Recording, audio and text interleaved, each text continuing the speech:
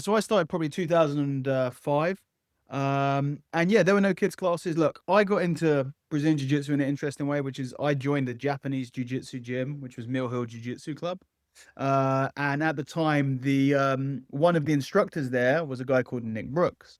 And Nick, at the time of me joining, who was a black belt, like third degree black belt in Japanese Jiu-Jitsu, but a couple of years prior had found Brazilian Jiu-Jitsu and was a blue belt under Roger.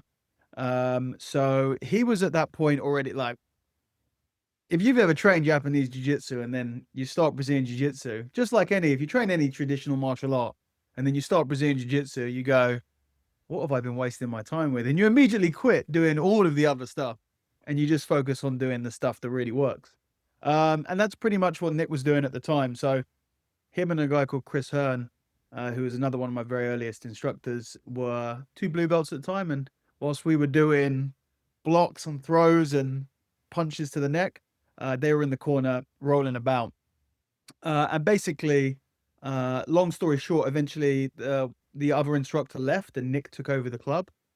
For a while, he made it a quote unquote hybrid, bit Japanese jiu-jitsu, bit of Brazilian jiu-jitsu. And then eventually one day he turned it to full Brazilian jiu-jitsu. So yeah, I was training with adults from the get-go, which was fun.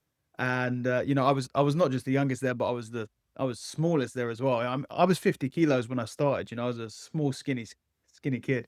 So yeah, that was. You're right though. There were really not a lot of kids classes, and the first few tournaments that I did, there were no juvenile divisions. I was competing as adults.